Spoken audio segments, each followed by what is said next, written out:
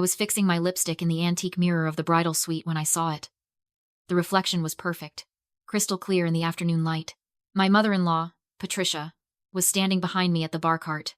She didn't look at me. She didn't check to see if I was watching. She just pulled a small glass vial from her clutch and tapped 3 clear drops into my champagne flute. 1, 2, 3. I didn't turn around. I didn't scream. I waited for her to smooth her dress and walk out of the room. Then, I put my lipstick down and walked over to the glass. The bubbles were still rising, innocent and golden, hiding the poison she had just delivered. Before I tell you what happened when she raised that glass to her lips, drop a comment. What is the single shadiest thing a family member has ever done at a wedding you attended? I'm reading every story. Most brides would be hyperventilating in the bathroom after seeing their new mother-in-law try to drug them. But I am a crisis PR strategist. I deal with senatorial scandals and corporate collapses for a living.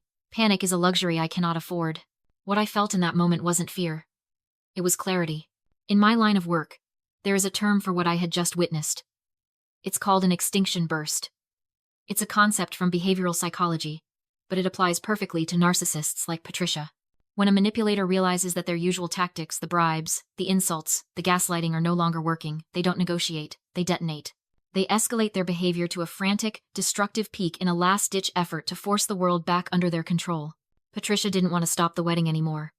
It was too late for that. She wanted to create a tragedy she could star in. She wanted a disaster. I walked over to the bar cart. My heels clicked a steady rhythm against the hardwood floor. I checked my pulse. 80 beats per minute. Elevated, but controlled. I looked at the 2 glasses. They were identical crystal flutes, etched with the estate's crest. One contained premium vintage champagne.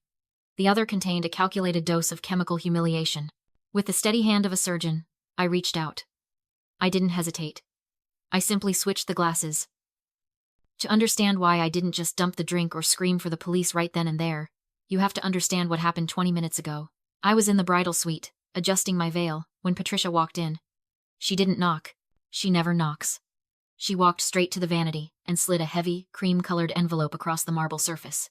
Inside was a cashier's check for $250,000. Consider it a breakup fee, she said, her voice dripping with faux sympathy. It's a pity payment, Madison. For your wasted time. I looked at the check. It was more money than most people see in a decade. Then I looked at her. You think you can buy me, Patricia? I think you're damaged goods. She spat back, her mask slipping for just a second. A recovering addict will never carry this family's name. I won't let my son be dragged down by your baggage. That was her favorite lie. I have never been an addict. I don't even drink, mostly because I like to keep a clear head for my work. But Patricia had spent months planting that seed, whispering to cousins and business partners that I was fragile, unstable, and battling a non-existent dependency. She needed a narrative that made me unfit, and since she couldn't find one, she invented it. I didn't tear up the check. I didn't throw it in her face. I just laughed, slid it back across the vanity, and said, I think you're underestimating the cost of labor, Patricia. I'm not for sale. That was the moment her eyes changed. That was the moment I stopped being a nuisance and became a threat that had to be neutralized. She realized she couldn't buy me off, so she decided to break me publicly. She wanted me to vomit at the altar or pass out during the reception so she could play the grieving mother dealing with her daughter-in-law's tragic relapse. She thought I was expensive. She didn't realize I was priceless. I stood there at the bar, watching the bubbles settle in the switched glass. She wanted a show.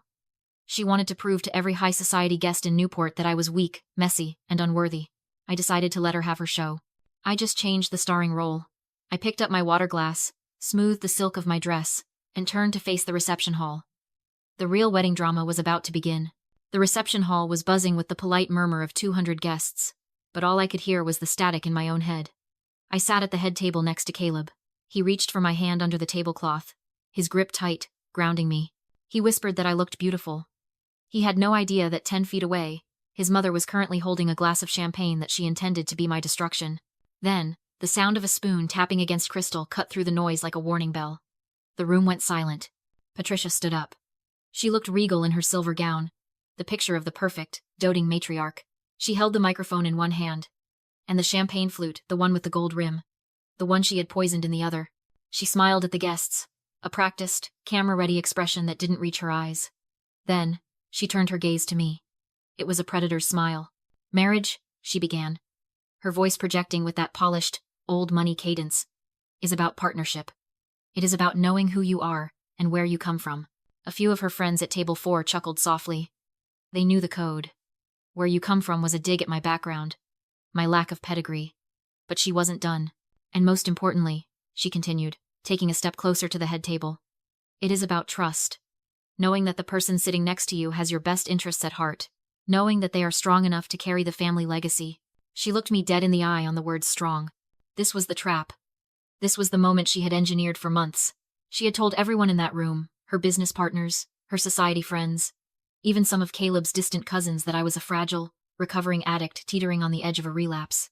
She had painted me as a liability, a ticking time bomb. Now, she was forcing my hand.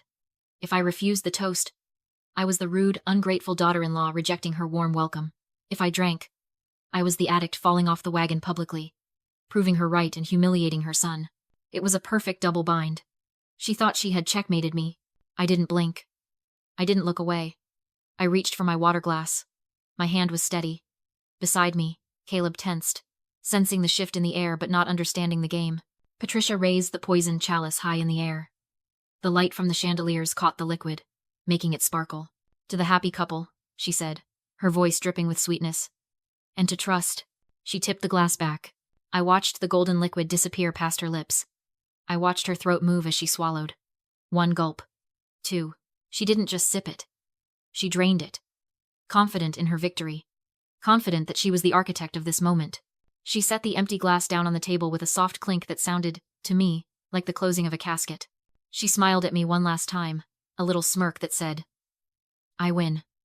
Then she turned to my father, who was seated across from her, and started asking him about his golf handicap. I set my water glass down. I didn't drink. I just folded my hands in my lap and started counting. 1 minute passed. Then 2. I sat perfectly still, my hands folded in my lap, counting the seconds like a metronome. I wasn't nervous. In my line of work, you learn to trust the process. Chemistry doesn't lie. Chemistry doesn't care about your bank account or your bloodline. It just reacts. At 2 minutes and 40 seconds, the groaning started. Patricia stopped talking mid-sentence. She blinked rapidly, her hand going to her throat. Her face, usually a mask of heavy foundation and composure, turned a violent shade of gray. She tried to stand up, maybe to excuse herself to the restroom, but gravity had other plans. Her knees buckled. She grabbed the tablecloth to steady herself, pulling a centerpiece of expensive lilies down with her. Then, the emetic did exactly what science dictated it must do. It wasn't a polite swoon. It was violent. Patricia retched a guttural, ugly sound that silenced the string quartet. She vomited directly onto the head table, all over the silk runner, the fine china, and the skirt of her custom-made silver gown. The smell hit us instantly. The woman who had spent 60 years cultivating an image of untouchable perfection was now heaving on the floor in front of 200 of the city's elite. "Mom!" Caleb shouted, jumping up. "Mom!" She looked up at him, eyes wide and unfocused, gasping for air. She slurred. "I don't feel." She collapsed sideways into the mess she had made. The room erupted into chaos. Guests screamed. Waiters dropped trays. But I stayed seated for 1 second longer, watching the ruin. It was ugly.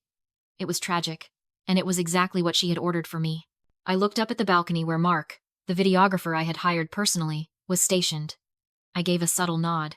Immediately, the massive projector screens on either side of the stage, originally meant to show a montage of Caleb's childhood, flickered. The live feed zoomed in. Patricia's gray, heaving face was now 10 feet tall, broadcast in high definition to the entire room. I stood up. I didn't rush to her side. I walked calmly to the microphone stand that Patricia had just abandoned. "Please, everyone, stay calm." My voice boomed through the speakers, cutting through the panic. I reached into the pocket of my wedding dress. Earlier, when I had switched the glasses, I had seen the corner of a cream-colored envelope poking out of Patricia's clutch on the bar cart. I knew what it was because I know how she operates. Patricia never leaves anything to chance. She scripts everything. I pulled out the folded stationery. I unfolded it with a snap that echoed in the sudden silence. Patricia was still on the floor, groaning, wiping bile from her chin. She looked up and saw me standing over her, the microphone in one hand, her note in the other. Her eyes widened in horror. She tried to reach out, to stop me, but she was too weak. My mother-in-law prepared a statement for this specific moment, I announced to the room, my voice steady and cold. But I think she got the names confused. I began to read. Ladies and gentlemen, I must apologize for the interruption. My new daughter-in-law has struggled for years with personal demons. We hoped the stress of the wedding wouldn't trigger a relapse, but it seems the alcohol was too much. Please forgive the mess. We will get her the help she needs. A gasp went through the room like a physical wave. The guests looked from me sober, standing tall, holding the evidence to Patricia, who was lying in her own filth, destroyed by the very trap she had set. It seems, I said, looking down at her, that the only toxicity in this room came from the head of the table. I dropped the note. It fluttered down and landed right next to her face. I looked at Caleb. He was staring at the paper, then at his mother, his face draining of color, as the architecture of his reality collapsed. He finally saw it. He finally saw the monster. Then, I turned off the microphone. The live stream cut to black. The first phase was over. But I knew Patricia. Even on the floor, she was dangerous. And the real war was just getting started. The police arrived in 4 minutes. I had texted Officer Miller, a contact from my days managing a Senate scandal.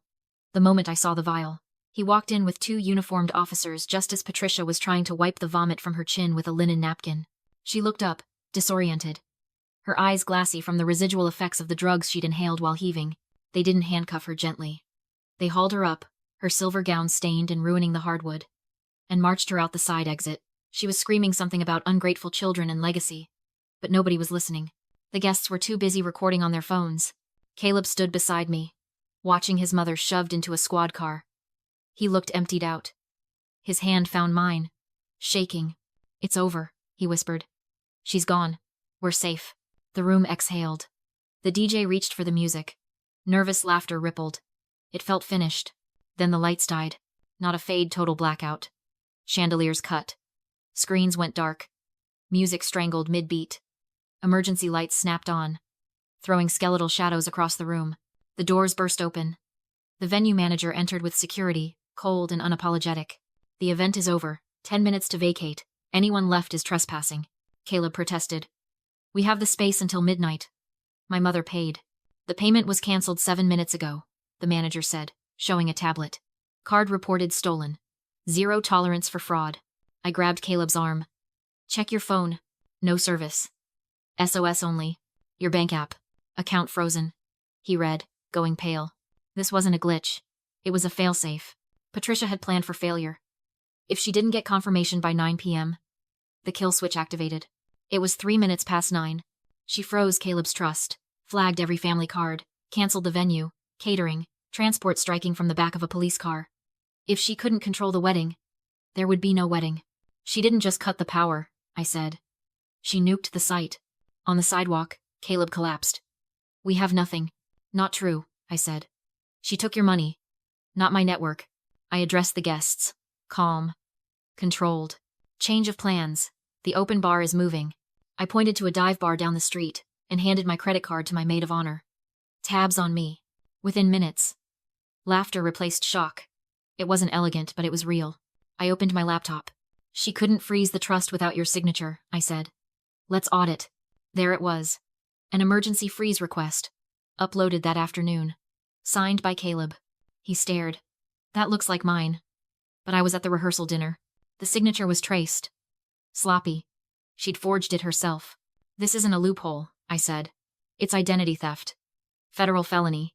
We went to the police station. Patricia smiled when she saw us. "Sometimes you burn the field to save the harvest." Caleb placed the forged document on the table. "You forged my signature," he said calmly. "To bankrupt your own son." "I protected you," she snapped. "You don't love me," he said. "You tried to own me." He turned to the officer. "I'm pressing charges. Maximum penalty." She screamed his name as we walked out. He didn't look back. 12 months later, Patricia is serving a sentence for assault and fraud.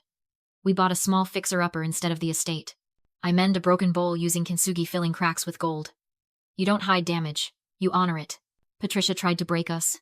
Instead, we fused. The cracks became our strength. If you're holding peace together by holding your breath, stop. You can't love poison out of your life. You have to cut it out. Peace is expensive. It's still the only thing worth buying.